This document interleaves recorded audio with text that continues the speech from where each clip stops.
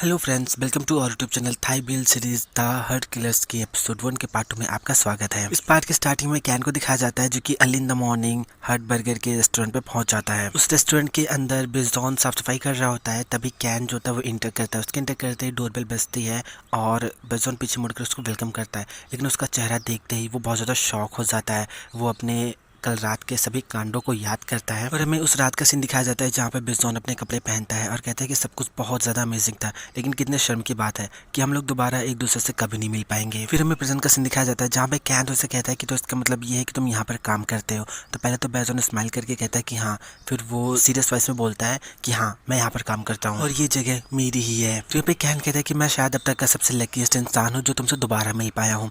उस सुबह अकेले खाली बेड पे उठने पर मुझे ऐसा लगा कि मैं कल रात किसी भूत के साथ सोया था। तो बिजॉन उससे कहता है कि I am really sorry, actually मैं बहुत ज़्यादा जल्दी में था। तो यहाँ पे कैन कहता है कि अपने कर्मों का फल तो मिलता ही है, मैंने ऐसा बहुत सारे लोगों के साथ किया और इसलिए मेरे साथ भी ऐसा हुआ और मुझे पता चला कि जब खुद के साथ ऐसा होता है तो कैसा फील होता है। तो बिजॉन कहता है कि तुम्हें नहीं लगता कि ये कुछ ज़्यादा ही कोइंसिडेंस हो रहा है, तुम मेरे प्लेस तक चले आए। तो यहाँ पे कैन उससे कहता है कि एक्चुअली इसी एरिया में मेरा टैटू पार्लर भी है, मैंने देखा कि यहाँ पे नया बर्गर ज्वाइंट है तो मैंने सोचा कि चलो ट्राई किया जाए। किसने सोचा था कि मैं एक ऐसे इंसान से यहाँ पर मिल जाऊंगा जो मेरी यादों में बसा हुआ है। वैसे तुम्हारी सिग्नेचर डिश क्या है? तो यहाँ पे जो बिजॉन होता है उसको बताता है कि मेनू में जो कुछ भी वो सब कुछ बहुत ज़्यादा अमेजिंग है और उसको वैरायटी के जो भी उसके मेनूज होते हैं वो सब बताता है, लेकिन हमारा जो बर्गर है वो बहुत ज़्यादा अमेजिंग है। तो यहाँ पे कैन कहता है कि ठीक है, मेरे लिए एक चीज़ बर्गर ले आओ। तो जैसे यहाँ पे बिजॉन जाने वाला होता है, कैन उसको रोकता है, कहता है कि रुको, तुम्हारा नाम क्या है? शायद मैं जल्दी यहाँ पर रेगुलर कस्टमर होने वाला हूँ। तो यहाँ पे बिजॉन उसको बताता है कि मेरा नाम बिजॉन है। तो यहाँ पे कैन कहता है कि वाह, कितना प्यारा नाम है, मेरा नाम कैन था। तो यहाँ पे बिजॉन जो होता है बहुत ज़्यादा घबराते हुए किचन में आता है और किचन को खाली देखकर बहुत ज़्यादा परेशान हो जाता है। फिर अपने भाई फेडल के पास कॉल लगाता है, लेकिन फेडल कॉल पिकअप नहीं कर रहा होता। तो बिजॉन कहता है कि तुम काफ़ी समय से गायब हो, अब मैं क्या करूँ, मुझे तो बर्गर बनाना ही नहीं आता, इससे तो बेहतर होता कि हम लोग ऑमलेट का रेस्टोरेंट ओपन कर लेते। लेकिन यहाँ पर बिजॉन के पास कोई चॉइस नहीं होती, तो वो खुद से बर्गर बनाने की कोशिश करता है। एक्चुअली वो बनाता कम है, जलाता ज़्यादा है। फाइनली बहुत ज़्यादा एफर्ट्स लगाने के बाद वो बर्गर बना लेता है। फिर बिजॉन वो बर्गर कैन को देता है। आधा जला हुआ बर्गर देखकर कैन की सांसें ऊपर नीचे हो रही होती हैं, लेकिन फिर वो उसकी झूठी तारीफ करता है और कहता है कि ये बहुत ही ज़्यादा अमेजिंग लग रहा है, मुझे खा के ट्राई करना होगा। और तभी वो केचप की बोतल उठाता है और जैसे उसे पॉर करता है तभी उसके हाथ से जो चाकू होता है वो नीचे गिर जाता है और यहाँ पर बिजॉन और कैन दोनों एक साथ चाकू उठाते हैं और दोनों एक दूसरे का हाथ पकड़े होते हैं और यहाँ पर एक लवी डबी मोमेंट क्रिएट हो जाता है। तो यहाँ पे जो बिजॉन होता है कहता है कि बी केयरफुल, ये चाकू बहुत ज़्यादा शार्प है। तो यहाँ पे कैन उसको थैंक्स बोलता है और ये दोनों चाकू पकड़ कर अपना हाथ ऊपर करते हैं। तो कैन उससे कहता है कि क्या प्लीज़ अब तो मेरा हाथ छोड़ सकते हो। तो कैन बर्गर ओपन करता है और वेजिटेबल्स निकालने लगता है। तो बिजॉन उससे कहता है कि अगर तुमको वेजिटेबल्स नहीं पसंद हो तो मुझे बता देते, मैं वेजिटेबल डालता ही ना। तो यहाँ पे कैन स्माइल करता है और कहता है कि कोई बात नहीं, तुम इसे मेरे बारे में और ज़्यादा जानने की एक कड़ी समझ लो। और इतना बोलकर कैन वो बर्गर ट्राई करता है। वो बर्गर कुछ ऐसा होता है कि उसके गले के नीचे से नहीं उतर रहा होता, लेकिन फिर भी वो बहुत ज़्यादा स्माइल करके उसको खाता है। और बिजॉन से कहता है कि क्या तुम डिलीवरी भी करते हो सकता है कि मैं इसे बाद में भी ऑर्डर करूँ। तो बिजॉन उससे कहता है कि अभी तो हम ऐसा नहीं करते, लेकिन तुम्हारे लिए शायद मैं तुम्हारे दरवाजे पर डिलीवरी करने के लिए हाजिर हूँ। तो कैन उससे कहता है कि मुझे ये ऑफर बहुत ज़्यादा मंजूर है, वैसे क्या मैं तुमसे एक और चीज़ पूछ सकता हूँ? तो बिजॉन कहता है कि हाँ पूछो। तो कैन से कहता है कि क्या तुम मेरे साथ डेट पर चलोगे? तुम इस एरिया में नए हो, तुम शायद बहुत सी जगहों को नहीं जानते होगे, मैं तुम्हें सारी जगह घुमाऊंगा। तो बिजॉन उससे कहता है कि तुमने काफी बड़ा कदम उठाया, कहीं तुम्हारा इरादा। तो कैन उससे कहता है कि अगर मैं तुमसे ये कहूँ कि मैं तुम्हारा बॉयफ्रेंड बनना चाहता हूँ तो कहीं ये तुम्हें कुछ ज्यादा ही जल्दी तो नहीं लगेगा? तो बिजॉन उससे कहता है कि हाँ थोड़ा सा, लेकिन मैं तुम्हारे स्ट्रेट फॉरवर्डनेस को अप्रिशिएट करना चाहूंगा, आई लाइक इट। और तभी ये दोनों लोग एक दूसरे के बहुत ज़्यादा करीब जाने लगते हैं, like they are just about to kiss each other. और तभी अचानक से डोर ओपन होने की आवाज़ आती है और हमें दिखाया जाता है कि वहाँ पर फेडल आया होता है। फेडल को देखकर बिजॉन बहुत शांत हो जाता है, उसे कहता है कि सर आपका चीज़ बर्गर। और यहाँ पर कैन कहता है कि ओ थैंक यू वेरी मच।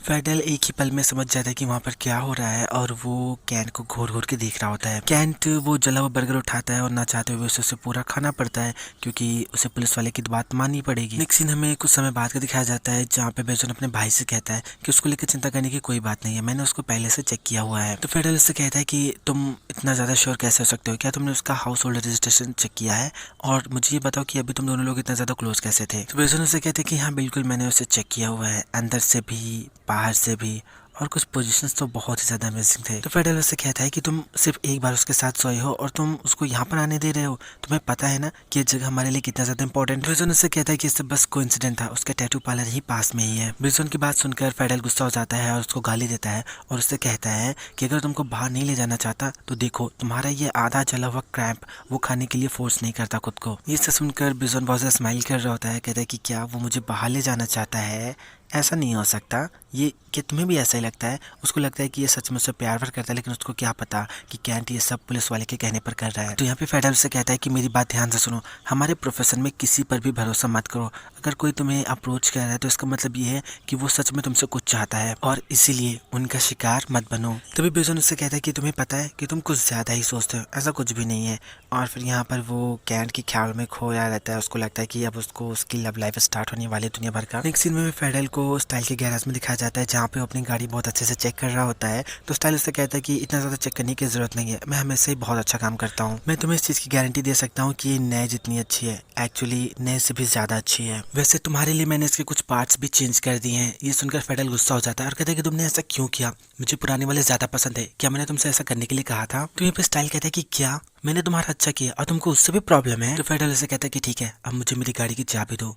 तो जो स्टाइल होता है बहुत स्टाइल से उसकी गाड़ी की चाबी निकालता है और कहता है कि क्या तुम इसकी बात कर रहे हो, लो खुद ले लो। और जैसे ही फेडरल चाबी लेने के लिए आगे बढ़ता है, स्टाइल उस चाबी को दूसरी तरफ कर देता है, लेकिन फिर भी फेडरल उससे चाबी छीन लेता है। और जैसे ही फेडरल अपनी गाड़ी लेकर वहां से जाने वाला होता है तभी स्टाइल उससे कहता है कि मुझे ऐसा लगता है कि तुमने अपनी गाड़ी में कुछ छोड़ दिया था। तो ये पे फेडरल उससे पूछता है कि मैंने क्या छोड़ा था। तभी स्टाइल जो होता है बहुत ज़्यादा स्टाइल से अपने शर्ट की बटन ओपन करने लगता है। तो फेडरल कहता है कि ये तुम क्या कर रहे हो, तुम अपने शर्ट के बटन क्यों खोल रहे हो, क्या तुम परवर्ट हो? तो तभी स्टाइल अपना शर्ट खोलकर उसको वो हार्ट बर्गर का पिन दिखाता है। वो पिन देखने के बाद फेडरल जो होता है वो स्टाइल के पास आता है और उससे कहता है कि ये इस पिन मेरे बर्गर जॉइंट का है, लाओ ये मुझे वापस कर दो। तो स्टाइल कहता है कि तुम बर्गर बनाते हो लेकिन तुम्हारा ये लुक उस पर सूट नहीं करता। तो सुनकर फेडरल से कहता है कि तुम्हें क्या लगता है फिर मुझे कैसा देखना चाहिए, क्या तुम्हें लगता है कि मैं अपने सर पर बन रखकर घूमूं? तो स्टाइल उससे पूछता है कि क्या तुम सब कुछ अपने आप करते हो? तो फेडरल से कहता है कि हाँ मैं सब कुछ खुद से करता हूँ, अब लाओ मुझे मेरा बर्गर पिन वापस करो क्योंकि उसके बिना मैं रेस्टोरेंट नहीं जा पाऊंगा। तो स्टाइल से कहता है कि मैं तुम्हारा बर्गर ट्राई करना चाहता हूँ, मुझे भरोसा है कि तुम्हारा बर्गर बहुत ज़्यादा डिवाइन टेस्ट करेगा। फेडरल स्टाइल की बकवास से बहुत ज़्यादा परेशान होता है और उससे कहता है कि सुनो मेरी बात ध्यान से सुनो, मेरे पास इन सब चीज़ों के लिए समय नहीं है, मुझे अभी के अभी वापस जाना है, मुझे मेरा पिन वापस करो। तो फिर स्टाइल उससे कहता है कि अगर तुम्हें ये चाहिए तो तुम मुझसे ले लो। ऐसा बोलकर वो बहुत ज़्यादा स्टाइल में अपने हाथ ऊपर करता है। स्टाइल की ये बात सुनकर फेडरल जो होता है उसके बहुत ज़्यादा करीब जाता है और कहता है कि ठीक है मैं खुद से ले लूँगा। ऐसा बोलकर वो अपना स्पेयर पिन निकालने लगता है। तभी स्टाइल बहुत प्यार से उससे कहता है आराम से, मेरे निपल्स बहुत ही ज़्यादा सेंसिटिव हैं। तो फेडरल कहता है कि ठीक है मैं ध्यान रखूंगा। ऐसा बोलकर जब वो अपना पिन निकाल लेता है तभी उसके निपल पे एक जोर से ऐसे पंच मारता है जिसकी वजह से स्टाइल को बहुत ज़्यादा पेन होता है और फेडरल उसकी परवाह किए बिना अपनी गाड़ी स्टार्ट कर रहा है और वहां से चला जाता है। तभी पीछे से स्टाइल चिल्ला के कहता है कि हमारी सर्विस के लिए हमारी शॉप पे दोबारा से आना, तुमसे उलझने में सच में बहुत ज़्यादा मज़ा आता है। नेक्स्ट सीन में हमें बेजॉन और कैन को दिखाया जाता है जो कि कार में जा रहे होते हैं। तो बेजॉन उससे कहता है कि तुम्हारे कपड़े और कार को देखकर बिल्कुल भी नहीं लगता कि तुम टिपिकल टैटू आर्टिस्ट हो। वैसे क्या मैं तुमसे कुछ पूछ सकता हूँ, तुम्हारी एज क्या है? तो कैंट उसको बताता है कि उसकी एज 29 है। ये सुनने के बाद बेजॉन उससे कहता है कि अच्छा तो क्या मुझे तुमसे अलग तरीके से बात करनी चाहिए क्योंकि मैं बस सिर्फ 24 का हूँ और यहाँ पर अलग तरीके से बात करने से मतलब है कि रिस्पेक्ट दे के बात करनी चाहिए। तो कैंट उससे कहता है कि अगर तुम चाहो तो तुम ऐसा कर सकते हो, लेकिन अगर तुम ऐसा करते हो तो क्या मुझे तुम्हें अपना छोटा भाई बुलाना चाहिए? ये क्यूट है ना? तो फिर बेजॉन से मना करता है, कहता है कि नहीं मैं तुम्हारे बारे में बहुत ज़्यादा अच्छे से नहीं जानता, तो अभी मैं तुम्हें वही बुलाऊंगा जो मैं अभी बुलाता हूँ और यही सही रहेगा। तो कैंट उससे कहता है कि ठीक है चलो आज हम एक दूसरे को और ज़्यादा अच्छे से जानते हैं। नेक्स्ट सीन में हमें लोगों को एक बीच के मतलब कोई तालाब टाइप का होता है उसके किनारे बैठे हुए दिखाया जाता है जहाँ पे बेजोन उससे पूछता है कि तुमको बीचेस ज़्यादा पसंद है या फिर माउंटेन्स? मुझे तो बीच पसंद है और मेरा घर तो ओशन के किनारे पर भी है और मुझे तैरना बहुत ज़्यादा पसंद है। तो कैंट उससे कहता है कि क्या तुम मेरी बात पर भरोसा करोगे अगर मैं तुमसे ये कहूँ कि मुझे ओशन से डर लगता है? तो यहाँ पे बेजोन से पूछता है कि और वो भला क्यों? तो कैंट उससे बताता है कि जब मैं छोटा था यानी कि बच्चा था तब कुछ मेरे साथ ऐसा हुआ था जिसका डर अभी बड़े होने पर भी मेरे मन में है। तो बेजोन उससे कहता है कि मैं समझ सकता हूँ ये ज़रूर तुम्हारे लिए बहुत ज़्यादा ट्रॉमाटाइज रहा होगा। तभी उसकी नज़र कैंट के कान के पीछे वाले बने टैटू पे पड़ती है और कहता है कि क्या तुम्हारे कान के पीछे भी टैटू है, क्या मैं इसे देख सकता हूँ? तो कैंट कहता है कि हाँ तुम इसे देख सकते हो। वो टैटू देखने के बाद बेजोन कहता है कि क्या तुमने इस तरीके से अपने नाम को स्पेल किया है? तो कैंट उससे कहता है कि नहीं एक्चुअली ये दूसरे तरीके से भी स्पेल हो सकता है, लेकिन मुझे ये ये वाला तरीका ज्यादा पसंद है, क्योंकि ये एक फिलोसफर का भी नाम है और उस तरीके से ये नाम मुझे बहुत ही ज्यादा कूल और हॉट बनाता है। और तुम्हें पता है कि थाइमस नाम का मतलब क्या है? थाइमस नाम का मतलब है प्यार। और ये कितनी बुरी बात है कि अभी मेरे पास ऐसा कोई नहीं है जो मुझसे बहुत ज्यादा प्यार करता हो। और ऐसा बोलकर वो बिजॉन की आइसक्रीम खाता है, बहुत ज्यादा कूल बनने की कोशिश करता है। बिजॉन उससे कहता है कि हे तुम मेरा क्यों खा रहे हो, तुम अपनी खाओ। और उस तरीके से यहाँ पर लोग क्यूट क्यूट ऐसे मोमेंट्स बिता रहे होते हैं। नेक्स्ट सीन में हमें लोगों को बर्गर जॉइंट पे दिखाया जाता है, जहाँ पे बिजॉन कैन को थैंक्स बोलता है। तो कैन उससे कहता है कि कोई बात नहीं, मुझे अच्छा पड़ोसी होना बहुत ज्यादा पसंद है। तो यहाँ पे बिजॉन से कहता है कि अगर मैं तुम्हें फिर से देखना चाहूँ तो कैन उससे कहता है कि मेरा पास वाला टैटू पार्लर हमेशा ओपन है, तुम जब चाहो तुम आ सकते हो। और हाँ, जब भी मुझे भूख लगेगी मैं यहाँ पर आ जाया करूंगा। इतना बोलने के बाद कैन जो होता है वो बिजॉन के हाथों को पकड़ता है बहुत प्यार से और उससे कहता है कि क्या होगा अगर मैं उस रात की सब चीजों को फिर से करना चाहूँ तो फिर मुझे कहाँ पर आना चाहिए? तो फिर बिजॉन उससे कहता है कि हमने क्या किया था, शायद उस रात मैं बहुत ही ज्यादा ड्रंक था और इसलिए शायद मुझे कुछ भी याद नहीं। तो फिर कैंट उसके पास जाता है, उसे कहता है ठीक है चलो मैं तुम्हें थोड़ा बहुत याद दिलाता हूँ। ऐसा बोलकर उसके बट को बहुत ज्यादा जोर से प्रेस करता है और बहुत ज्यादा लवी डबी हो रहा होता है।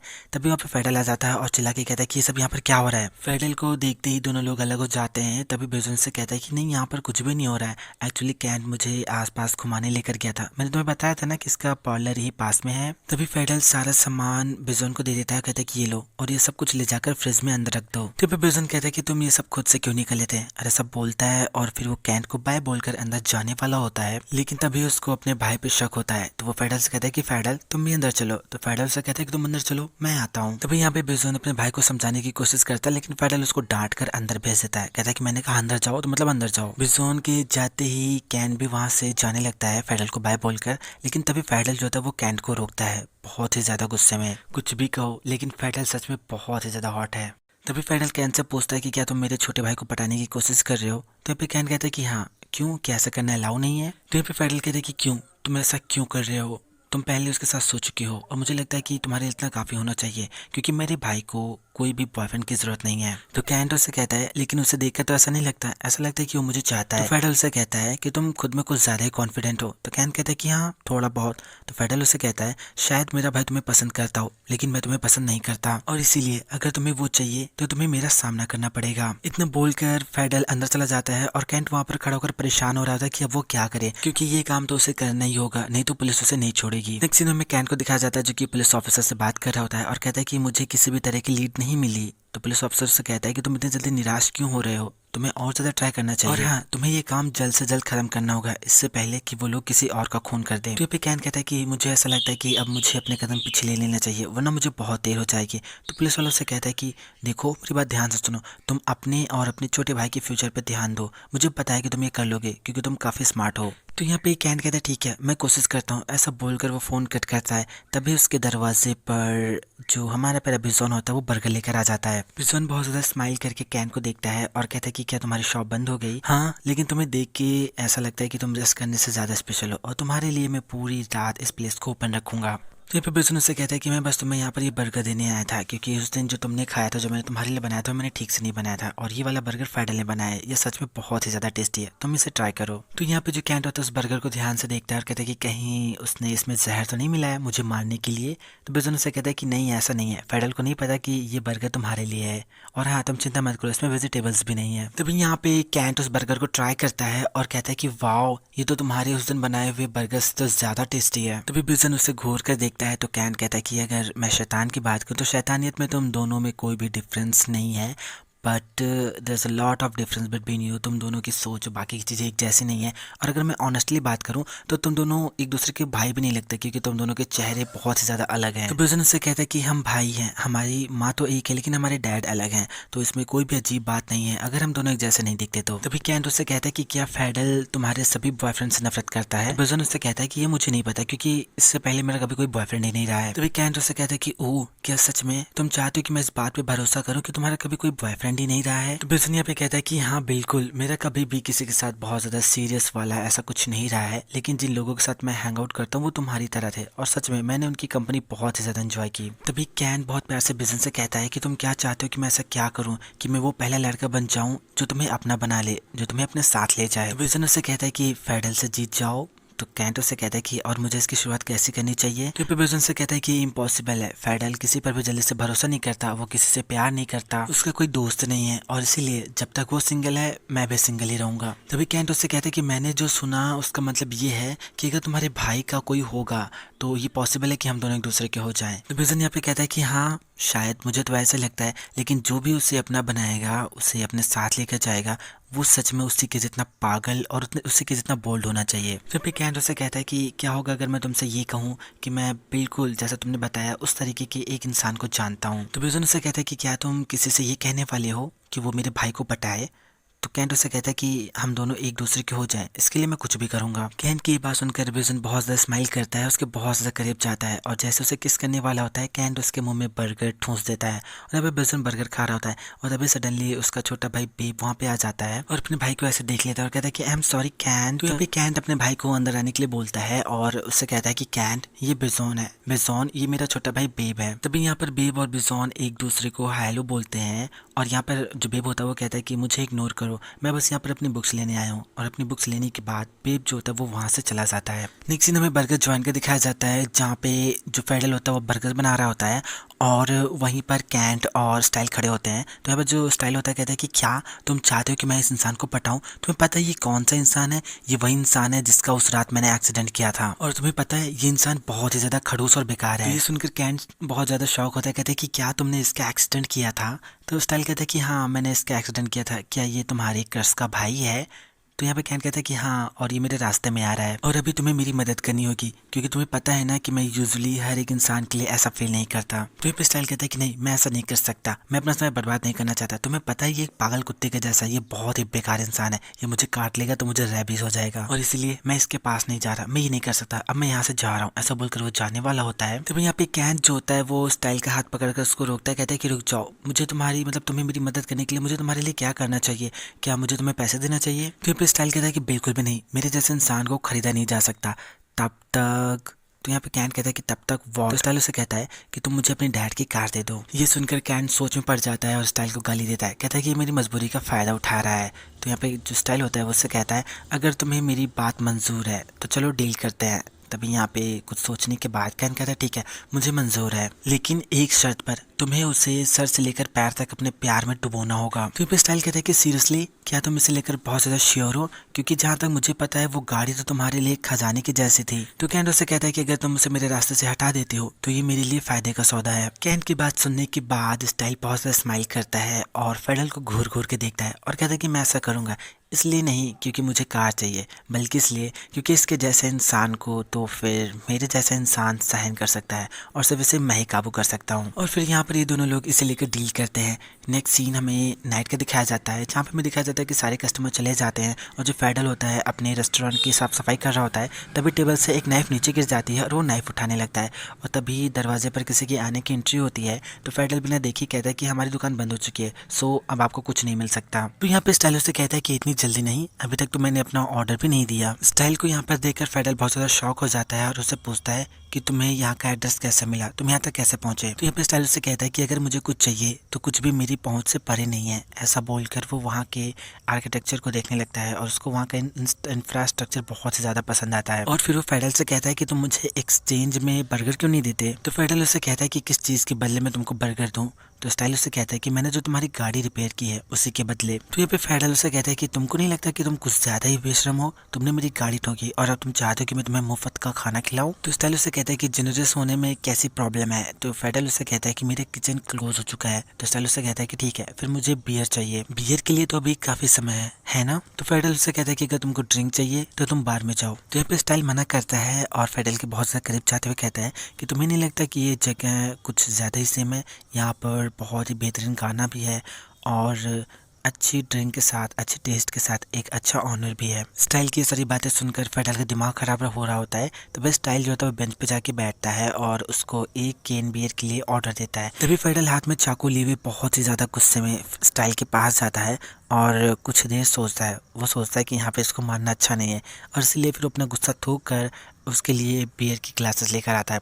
वो बार बार उसके लिए क्लासेस लेकर आता है और स्टाइल बार बार बियर की क्लासेस कंप्लीट कर देता है और इस तरीके से वो बियर की बहुत सारी क्लासेस ख़त्म कर देता है। और फिर बहुत ज़्यादा ड्रिंक करने के बाद स्टाइल बहुत ज़्यादा ड्रंक हो जाता है और वो फिर एक और ग्लास बियर के लिए ऑर्डर करता है। तभी फेडरल स्टाइल के पास आता है और उससे कहता है कि तुम बहुत ज़्यादा ड्रंक हो चुके हो। तो स्टाइल कहता है कि नहीं, मैं बिल्कुल भी ड्रंक नहीं हूँ, मैं बस थोड़ा सा टिप्सी हो गया हूँ और मुझे बोल्ड होने के लिए इतना तो काफ़ी है। इतना बोलने के बाद जो स्टाइल होता है वो धीरे धीरे फेडरल के करीब जाने लगता है और उससे कहता है कि अगर मैं क्लब में होता है तो मैं तुम्हारे बहुत ही ज़्यादा करीब जाके इस तरीके से डांस कर रहा होता, मैं बिल्कुल इसी तरीके से तुम्हारे आसपास डांस करता और फिर मैं तुम्हारे कानों के बहुत ज़्यादा करीब जाकर तुम्हारे कानों में धीरे से फुसफुसाता और तुमसे कहता, क्या तुम मेरे साथ मेरे घर चलना चाहोगे। फिर फेडरल स्टाइल को जोर से पुश करता है और उससे कहता है कि बस बहुत हो गया, तुमने मेरा पेशेंस लेवल तो देख ही लिया होगा, मैं तुम्हारे ड्रिंक की सारे बिल्स तुम्हारे गैराज पर भेज दूंगा और इसीलिए अब तुम अपने घर जाओ। तो स्टाइल मना करता है, कहता है कि नहीं, अगर तुम चाहते हो कि मैं अपने घर जाऊं तो तुम मुझे मेरे घर छोड़कर आओ। तभी फेडरल अपना अंदाज बदलता है, थोड़ा सा रोमांटिक वे में कहता है, तो इसका मतलब ये है कि तुम नहीं चाहोगे।